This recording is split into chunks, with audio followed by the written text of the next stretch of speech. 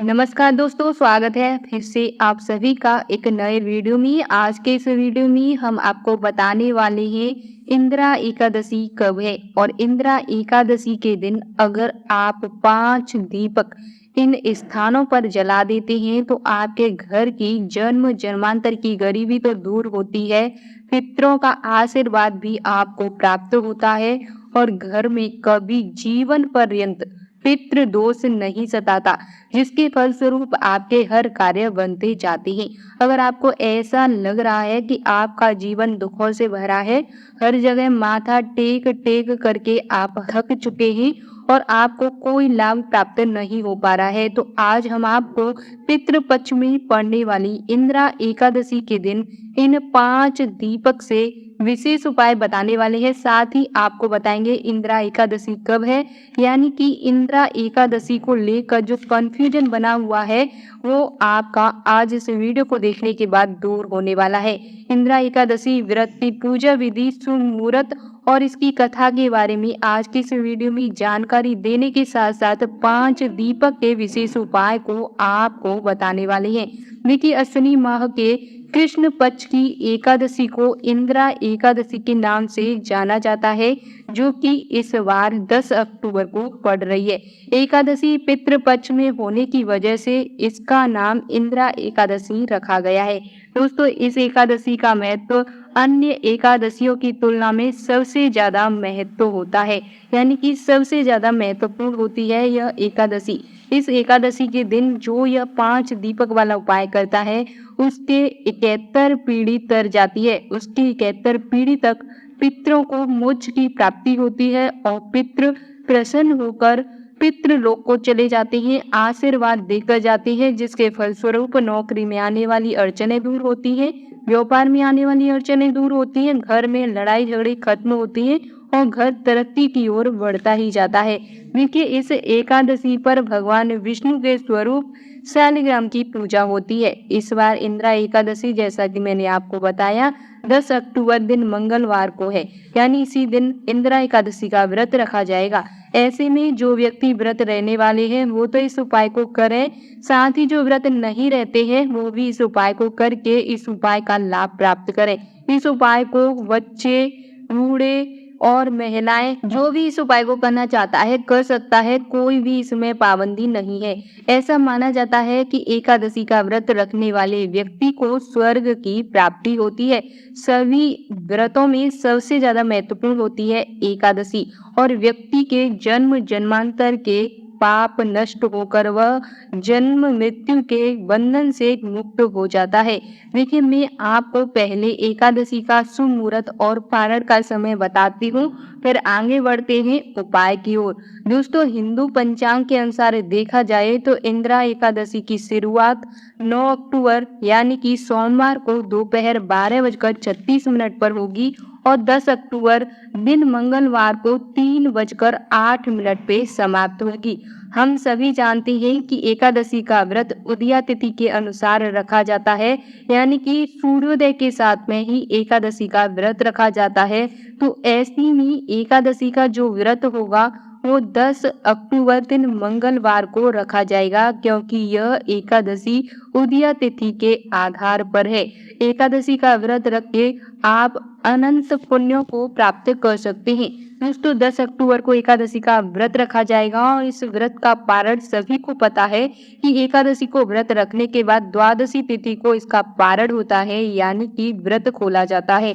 यानी कि एकादशी व्रत का पारण का जो समय रहेगा वो रहेगा 11 अक्टूबर को सुबह 6:19 से लेकर सुबह 8:39 के बीच। और आप सभी को बता दें कि आपको एकादशी व्रत अगर आप रखते हैं तो इसका पारण आपको सही मुहूर्त में ही कर लेना चाहिए। सही मुहूर्त में खोला गया एकादशी का जो व्रत होता है वो अनंत पुण्य फल देने वाला होता है।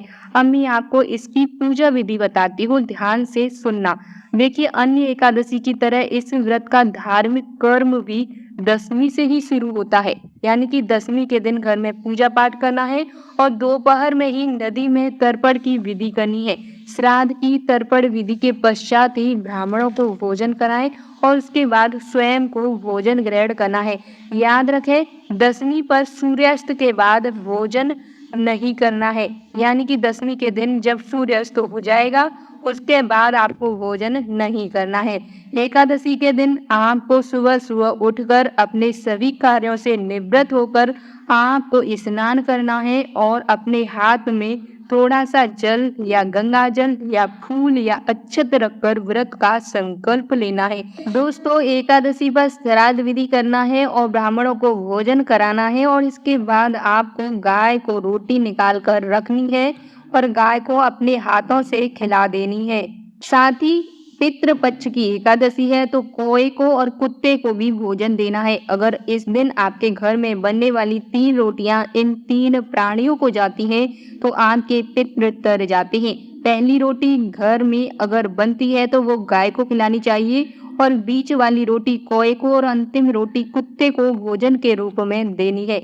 और द्वादशी के दिन आपको अपने व्रत का पारण करना है और ब्राह्मणों को भोजन कराने और दान दक्षिणा देने के बाद ही आपको परिवार के साथ मिलकर भोजन करना है। दोस्तों, ध्यान रहे, वैसे तो पितृपक्ष में प्याज लहसुन का प्रयोग नहीं किया जाता है, परंतु अगर आप ऐसा करते आ रहे हैं तो एकादशी के दिन तो भूल कर भी प्याज लहसुन का प्रयोग आपको नहीं करना है।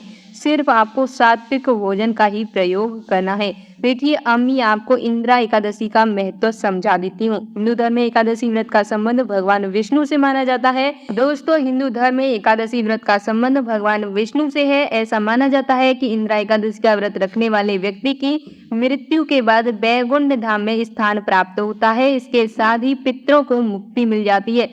जिसके पितृ नरक को प्राप्त होते हैं, नरक में गए हुए होते हैं, उनकी मुक्ति होती है। पुराणों के अनुसार एकमात्र इंदिरा एकादशी का व्रत ऐसा है जो व्यक्ति को सदियों की तपस्या करने का पुण्य फल प्राप्त करता है। कन्यादान के बराबर पुण्य देने वाला होता है एकादशी का व्रत। इसलिए इस व्रत को रखना बेहद खास माना जाता है। कोशिश करें कि आप ये व्रत रख पाएं। अगर किसी कारण से ना रख पाए तो आप इन उपायों को करके लाभ प्राप्त कर सकते हैं। इस व्रत के प्रभाव से पितरों को नरक लोक से मुक्ति मिलने के साथ साथ मोक्ष की प्राप्ति होती है और वे स्वर्ग लोक की तरफ चले जाते हैं। जब आपके पितृ प्रसन्न मुद्रा में स्वर्ग लोक की ओर जाते हैं तो आपको ढेर सारा आशीर्वाद देकर जाते हैं। दोस्तों, एकादशी व्रत की कथा के अनुसार सतयुग के समय महेशमती नगरी में इंद्रसेन नामक राजा राज्य करते थे। उनके माता पिता का स्वर्गवास हो चुका था। एक समय रात्रि में उन्हें स्वप्न में दिखाई दिया कि उनके माता पिता नरक में रहकर अपार कष्ट भोग रहे हैं। नींद खुलने पर अपने पितरों की दुर्दशा से राजा बहुत चिंतित हुए। उन्होंने सोचा कि किस प्रकार पितरों को यम यातनाओं से मुक्त किया जाए। इस बात को लेकर उन्होंने विद्वान ब्राह्मणों और मंत्रियों को बुलाकर स्वप्न की बात कही। ब्राह्मणों ने कहा कि वे राजन, यदि आप संपत्नीक इंदिरा एकादशी का व्रत रखेंगे तो आपके पितरों की मुक्ति हो जाएगी। इस दिन आप भगवान शालिग्राम की पूजा करें, तुलसी आदि की पूजा करें और ब्राह्मणों को भोजन कराकर दान दक्षिणा दें और उनका आशीर्वाद लें। इससे आपके माता पिता स्वर्ग को प्राप्त होंगे। राजा ने ऐसा ही किया। राजा ने ब्राह्मणों की बात मानकर विधि पूर्वक पितृपक्ष की इंदिरा एकादशी का व्रत किया और रात्रि में जब वो सो रहे थे तभी भगवान ने उन्हें दर्शन देकर कहा, राजन, तुम्हारे व्रत के प्रभाव से तुम्हारे पितरों को मोक्ष की प्राप्ति हुई है।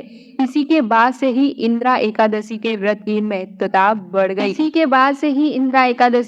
की महत्वता बढ़ गई और लोग इस व्रत को धारण करने लगे। दोस्तों, अगर आप भी अपने पितरों को प्रसन्न करके उनका आशीर्वाद प्राप्त करना चाहते हैं तो आपको भी ये व्रत रखना चाहिए। साथ ही अब आपको ध्यान से इस दिन दीपक वाला उपाय अवश्य करना चाहिए। ये दीपक आपके पितरों के निमित्त जलाए जाते हैं। जब आपके घर में पितृ दोष लग जाता है, जब पितृ दुखी होते हैं तो वे आपको श्राप देते हैं, जिसके चलते आपके कार्यों में रुकावटें आती हैं। घर में धन धान्य में वृद्धि नहीं होती, कमी होती जाती है। साथ ही घर का कोई सदस्य तरक्की नहीं करता उनकी किस्मत को जंग लग जाती है। ऐसा समझो कि उनके कार्य बनते बनते बिगड़ जाती है। तो ये सब पितृ नाराज होने की वजह से घर में पितृ दोष लगा होता है, उसी वजह से ऐसा होता है। जो भी श्राद्ध पक्ष के कुछ दिन जो कि 15-16 दिन होते हैं, इनमें कोई क्रियाकलाप नहीं करते, दान तर्पण नहीं करते, तो घर में पितृ दोष जीवन पर्यंत रहता है। बस इसी को दूर करने के लिए आपको 5 दीपक लेने हैं। ये दीपक मिट्टी के लेने हैं और मिट्टी के दीपक लेने के बाद इन दीपकों में पहला दीपक आपको अपने घर में जहां आप पूजा करते हैं उस स्थान पर जलाना है और ये दीपक घी का होना चाहिए, इसमें लंबी बाती का प्रयोग करना है। दूसरा दीपक जो कि आपको तिल्ली के तेल का दीपक लेना है, इसमें भी रुई की लंबी बाती होनी चाहिए और ये दीपक आपको जहां पर आप पानी पीने का स्थान है, जहां मटका परिंदा रखते हैं, उस स्थान पर पितरों के निमित्त शाम के समय जलाना है। यहाँ रहे जो भी दीपक बता रही हूँ वो सारे दीपक शाम के समय जलाए जाएंगे। और तीसरा दीपक आपको अपने पितरों के निमित्त सरसों के तेल का जलाना है, जो कि आपको अपने घर के मुख्य द्वार पर जहाँ से आपके घर का जल बहता है, जहाँ से आपके घर की नाली जाती है, उस स्थान पर आपको जला देना है। और ध्यान रहे जो दीपक की बाती का मुख होगा वो दक्षिण दिशा की तरफ होना चाहिए। दक्षिण की दिशा पितरों की दिशा मानी जाती है, यम की दिशा मानी जाती है। तो ऐसे में ये सभी के सभी दीपक पितरों के निमित्त जलाए जाएंगे, जो कि दक्षिण मुख की ओर आपको जलाने हैं। चौथा दीपक आपको पीपल के वृक्ष के पास में जला देना है और 5वां दीपक आपको महादेव के मंदिर में जाकर जलाना है। देखिए पीपल के नीचे जो दीपक जलेगा वो शुद्ध सरसों के तेल का होगा और जो महादेव के मंदिर में जलेगा वो घी का दीपक होगा। इस तरीके से आपको ये 5 दीपक इन 5 स्थानों पर जला देने हैं। आपके पितरों को मुक्ति मिलने के साथ साथ मोक्ष की प्राप्ति होगी और वे प्रसन्न मुद्रा में पितृलोक जाएंगे। जब वो पितृलोक जाएंगे तो उनके रास्ते में आपके द्वारा जलाए गए दीपकों की रोशनी होगी और वे प्रसन्न होंगे, तो आपको आशीर्वाद देते हुए जाएंगे, जिसके फलस्वरूप आपके जीवन में किसी कार्य में विघ्न नहीं आएंगे। आपके जीवन में आने वाली अड़चनें दूर होंगी, हर कार्य सफल होते जाएंगे। बस इतना छोटा सा उपाय आपको इस एकादशी के दिन अवश्य कर लेना है। देखिए कोई भी इस उपाय से वंचित ना रहे, इसके लिए आप इस वीडियो को ज़्यादा से ज़्यादा लोगों के पास शेयर अवश्य कर दें। अपने फैमिली सर्कल में शेयर कर दें, अपने फ्रेंड सर्कल में शेयर कर दें, ताकि वो भी इन उपायों का लाभ प्राप्त करके अपने घर से हर प्रकार की समस्याओं को दूर कर सके। उम्मीद करते हैं कि मेरे द्वारा दी गई जानकारी से आपको संतुष्टि मिली होगी। वीडियो पसंद आने पर आप वीडियो को लाइक अवश्य किया करें।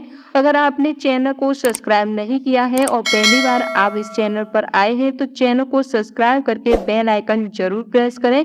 आप सभी के लिए इस चैनल के माध्यम से पूजा पाठ से जुड़ी सही और सटीक संपूर्ण जानकारी प्राप्त होती रहती है। तो आप इन जानकारियों का ज़्यादा से ज़्यादा आनंद लेने के लिए चैनल के साथ हमेशा के लिए जुड़े रहें।